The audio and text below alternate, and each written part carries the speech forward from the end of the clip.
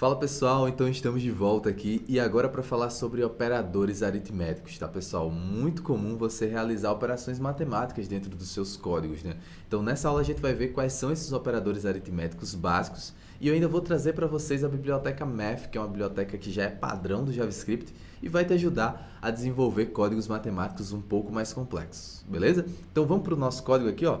Vamos iniciar então essa nossa aula. Então para isso eu vou primeiro fechar os códigos das aulas anteriores, tá? E como vocês já sabem, né pessoal, a gente vai criar um script novo. O passo a passo é o mesmo, inclusive talvez eu até pule essa etapa daqui para frente, beleza? Mas é só você vir aqui, ó, criar um script e eu vou chamar ele aqui de operadores aritméticos, beleza? .js, não esquece desse detalhe, e observa que eu coloquei um underline, né, no local do espaço, que é uma prática bem recomendada. Inclusive não tem acentos também no nome dos arquivos, eu também recomendo isso para vocês.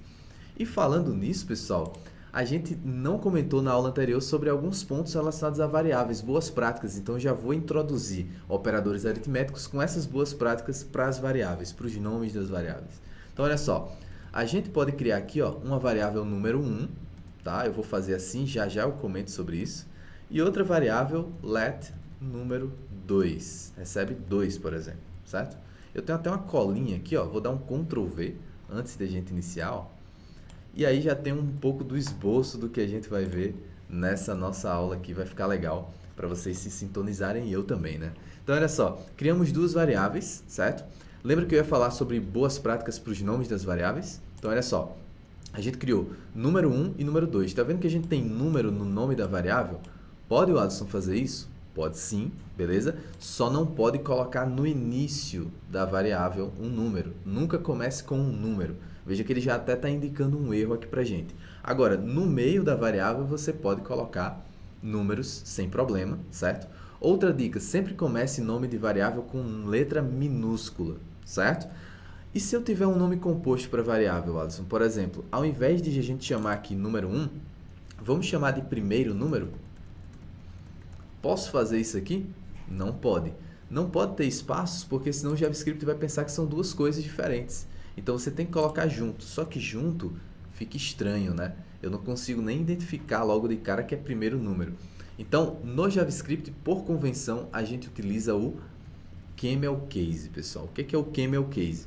É uma sintaxe onde a primeira palavra da sentença fica minúscula e da segunda em diante você sempre coloca, inicia com letra maiúscula, beleza?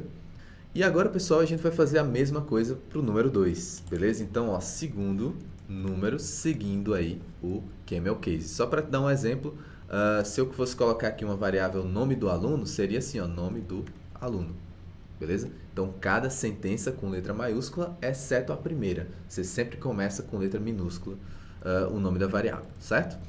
Beleza, criamos dois números, vamos agora para as operações aritméticas, que são essas aqui, tá, pessoal? As operações básicas são essas que eu listei aqui para vocês já, logo de cara. E aí, ó, já vou aproveitar para dar mais uma dica do console.log. A gente aprendeu a imprimir mais de uma coisa dentro do console.log, não foi? A gente pode combinar, inclusive, texto com variáveis, tá bom? Ó, então, eu vou fazer isso aqui, ó. Soma é igual primeiro número mais segundo número. Então, olha que legal que a gente está fazendo aqui. A gente está começando o console.log com um texto, a gente coloca uma vírgula para separar de uma variável que a gente quer imprimir, que, por sinal, é uma operação, certo? Eu estou imprimindo o resultado dessa operação aqui. Então, olha que legal. Eu posso vir aqui em cima e criar uma variável, por exemplo, uma variável constante. Eu vou fazer só para diferenciar um pouco, tá? Porque eu não vou alterar o conteúdo dela, inclusive, que recebe primeiro número mais segundo número. Posso fazer isso? Primeiro eu crio uma variável, somo as duas e aqui embaixo eu imprimo a variável soma? Posso também, pessoal, tá bom? Mas se você quiser fazer a operação e já imprimir o resultado dela, você pode colocar direto no console.log sem nenhum problema. Beleza? Então, para esse primeiro caso da soma, eu vou fazer assim. Para os demais, para a gente não ter que criar várias variáveis, eu vou simplesmente vir aqui, ó, primeiro número menos segundo número. E aí aqui vai ser o quê? Subtração, certo? Só para você ver que isso aqui faz sentido, né, que está dando certo o nosso código, eu vou colocar aqui para rodar. Você já vê que aparece, ó, soma dá 22, né, 20 mais 2, subtração 20 menos 2, 18. Então tá fluindo super bem. Vamos continuar aqui então o nosso código, ó, fazendo as outras operações. O asterisco, que vai ser multiplicação, certo? Ó, multiplicação, escrevi certo, né? Então aqui, ó, eu vou colocar uma barra para divisão, certo? Divisão. Que mais que a gente vai ter? Exponenciação, né? E aí eu vou dar um Ctrl+C, Ctrl+V, né? Facilita a nossa vida aqui para escrever esses nomes.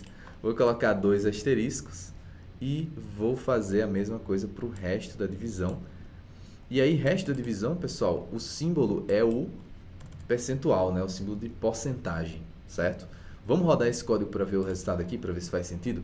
Olha só, a gente tem soma 22, subtração 18, multiplicação 40, divisão 10. Então, veja, sempre lembrando, o primeiro número é 20, segundo é 2, tá? Exponenciação, 20 ao quadrado dá 400, e o resto da divisão de 20 por 2 é 0, né? Porque é uma divisão exata. Mas se a gente colocasse o segundo número aqui e substituísse ele por 3, por exemplo, então 20 dividido por 3 não é exato, né? 6 vezes 3, 18, né? E aí sobra 2. Tranquilo? Então, vejam que as operações básicas estão funcionando super bem aqui pra gente. Mas valem alguns paralelos aqui que a gente pode fazer. E esse aqui, pessoal, é super importante. Precedência de operadores. O que é precedência de operadores, Alisson?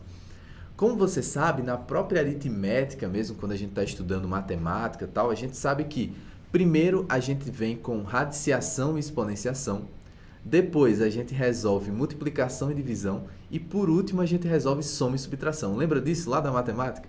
Pois é, na programação não é diferente, pessoal. A ordem é exatamente essa também. Então, olha só. Se eu fizer aqui um console.log e eu quiser que ele imprima aqui para mim, sei lá, 3 mais 7 vezes 3. Então, quanto vai ser o resultado disso aqui? Ó? Se a gente executar, veja que ele deu um erro aqui para a gente. Por quê? Porque, deixa eu ver aqui. Ué, ele reclamou de alguma... Deixa eu ver aqui. Não, acho que foi algum bug, tá? Então eu executei e deu aquele erro. Você já sabe, se acontecer isso com você, você roda de novo que vai dar certo.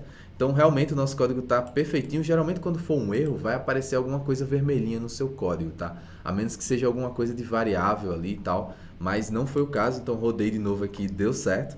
Veja que apareceu 24 aqui como resultado. Era esperado, pessoal, que o resultado fosse 24? Sim ou não? Sim, pelas regras da matemática. Então, ele não faz primeiro 3 mais 7, 10, para multiplicar por 3, dando 30, certo?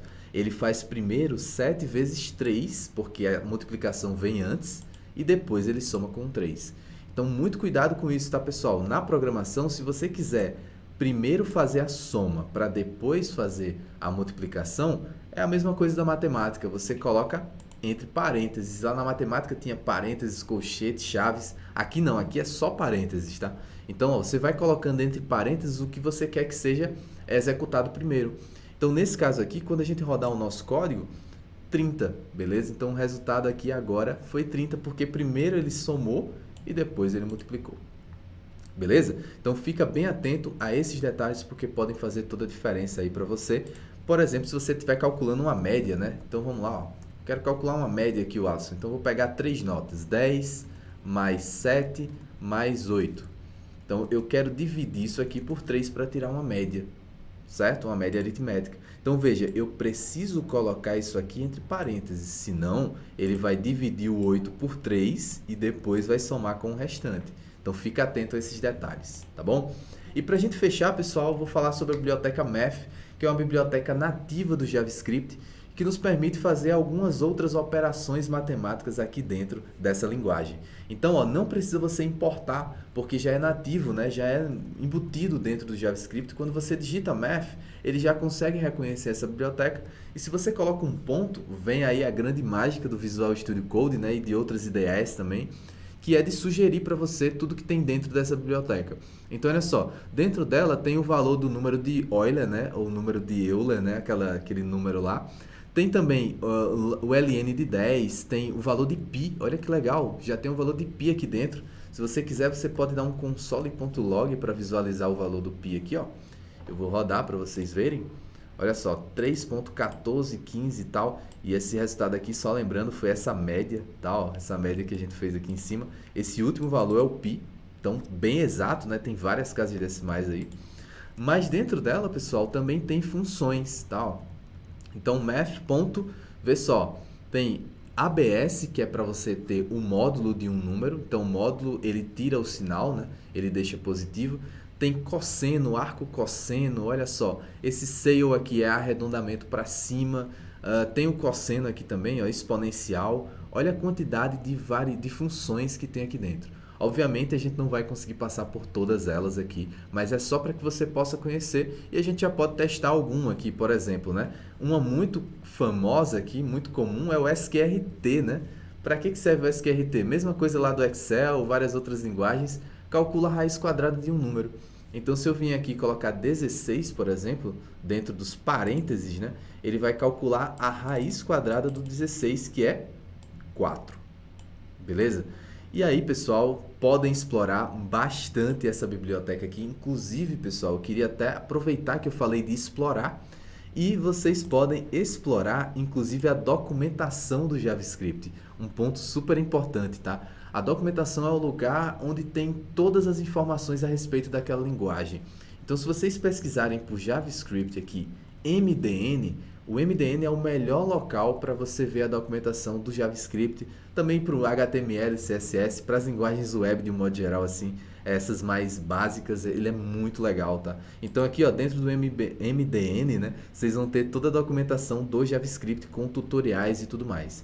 Então, se você vier aqui e especificamente pesquisar pelo Math, você vai ver aqui, ó, biblioteca Math, e aí você consegue ter todas as propriedades, olha que legal, e tem uma descrição te explicando exatamente para que serve cada uma daquelas, sejam atributos ou sejam métodos, né, que são aquelas funçõezinhas, ó. Ele diz aqui, ó, math.abs x dentro dos parênteses. O que é que essa função faz? Retorna o módulo ou valor absoluto de um número, que no caso é o x que você passar dentro dos parênteses. Então, olha que bacana.